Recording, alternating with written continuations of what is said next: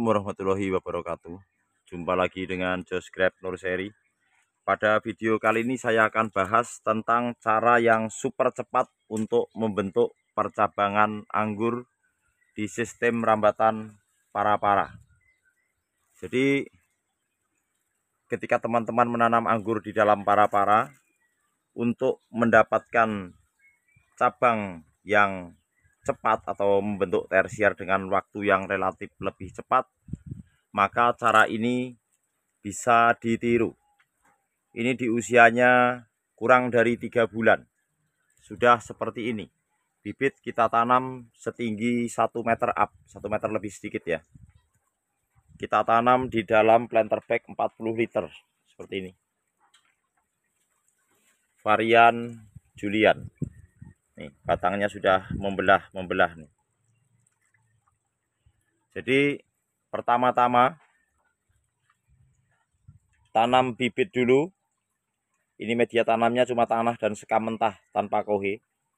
Pastikan media tanam ini poros. Lalu kasih ajir atau tali seperti ini untuk membantu naik ke para-para. Nah, sampai ke para-para seperti ini. Karena anggur adalah tanaman perdu yang merambat ketika di fase pertumbuhan dan batang masih muda, meskipun dia nantinya berkayu, dia tidak bisa merambat ke atas kalau tidak kita kasih ajir atau rambatan. Setelah sampai di para-para seperti ini, kita belokkan. Seluruh tunas air kita pelihara.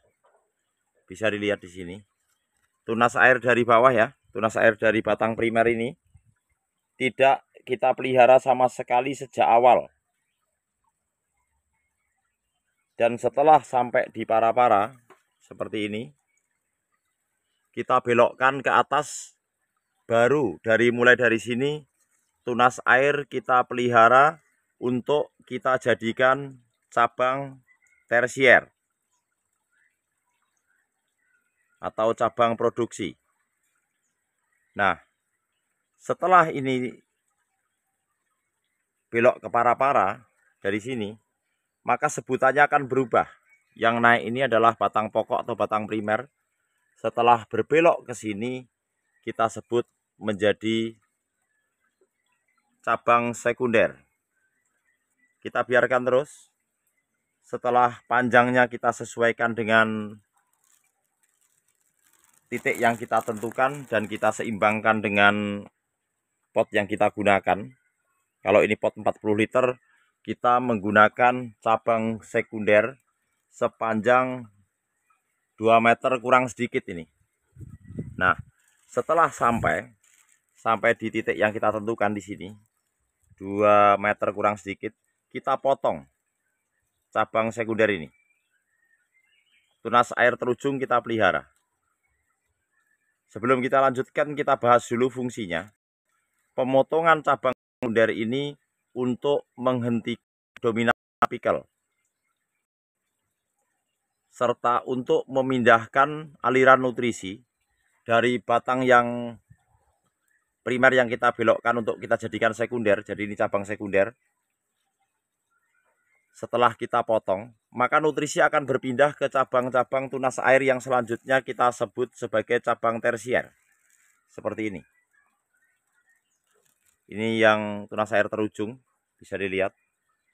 Sistem tulang ikan ini ya. Kita biarkan ke sana. Itu. Ini pun sama.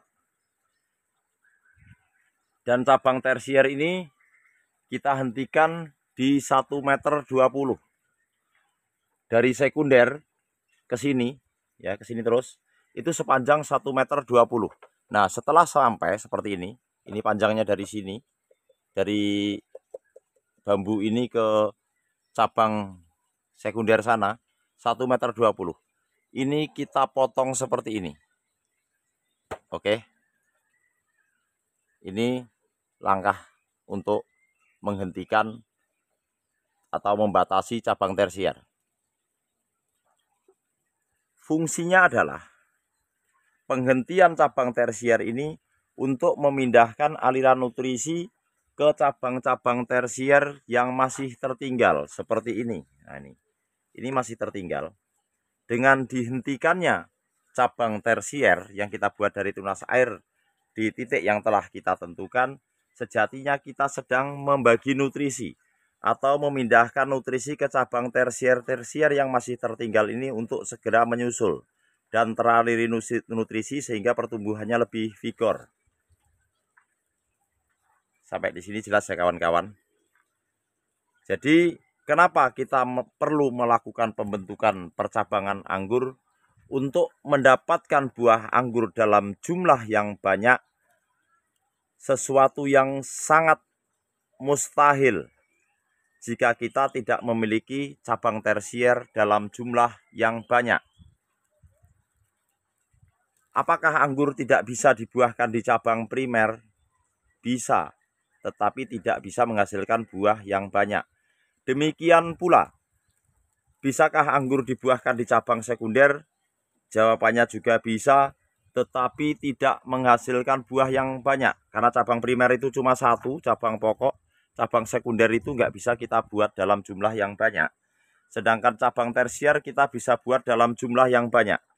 Karena cabang tersier inilah cabang-cabang produksi yang nantinya kita gunakan sebagai cabang-cabang untuk pangkas pembuahan. Dari sinilah buah-buah anggur nanti kita dapatkan. Semakin banyak cabang tersier, semakin banyak kesempatan kita untuk mendapatkan buah anggur dalam jumlah yang banyak. Tetapi penting di tahap pembentukan ini, kita harus menyeragamkan dulu cabang tersiernya di tahap ini. Jadi dengan cara seperti ini, maka kita mudah sekali mendapatkan percabangan anggur dalam jumlah yang banyak serta seragam.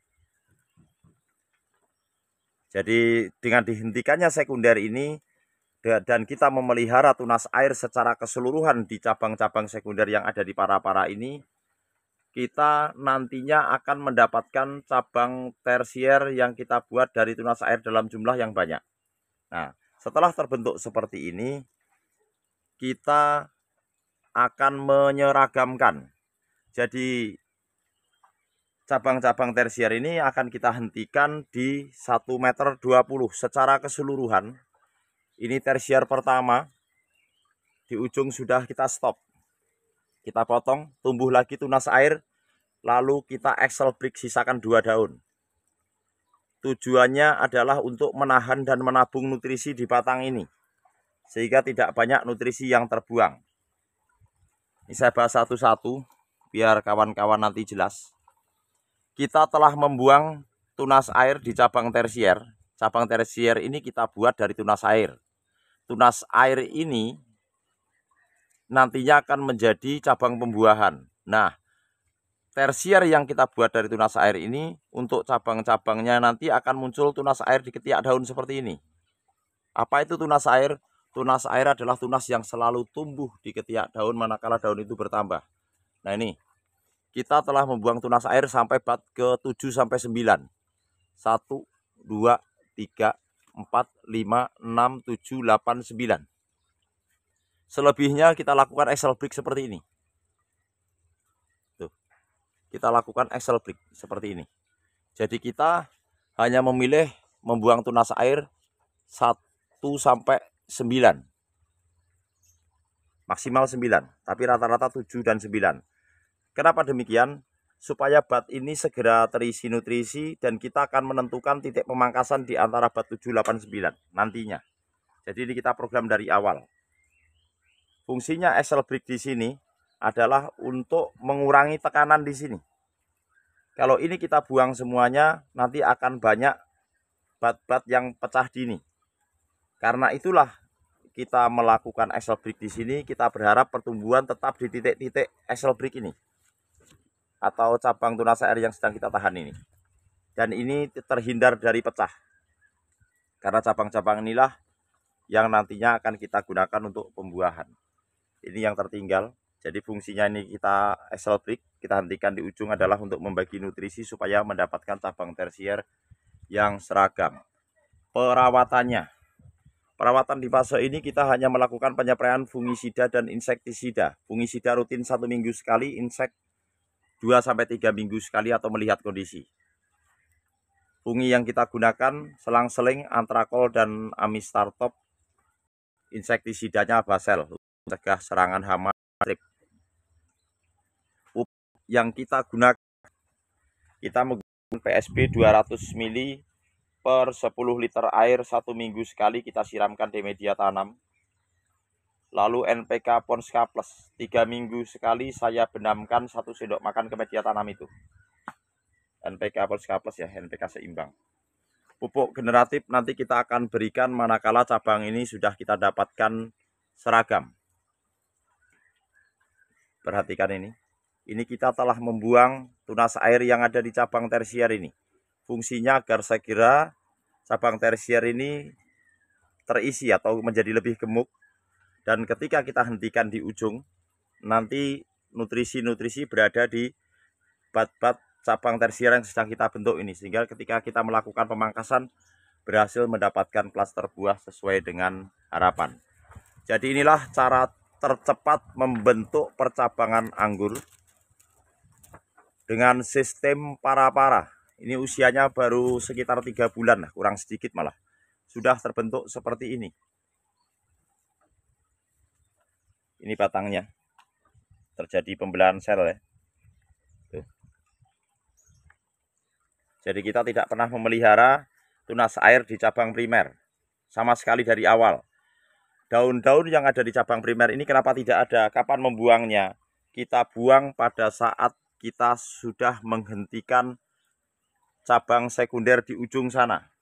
Sesuai titik yang kita tentukan. Sana kita potong. Seluruh tunas air kita pelihara, daun di batang primer ini kita buang secara keseluruhan. Ini cara saya. Kawan-kawan boleh berbeda pendapat, boleh menggunakan cara yang lain, tidak harus mengikuti cara saya, tapi cara saya yang saya lakukan ini adalah pengalaman saya dan terbukti sangat efektif untuk menyingkat waktu dalam pembentukan percabangan anggur seperti yang sedang saya contohkan ini, varian Jubilee. Sekian dulu, semoga video ini bermanfaat dan menginspirasi. Terima kasih. Wassalamualaikum warahmatullahi wabarakatuh.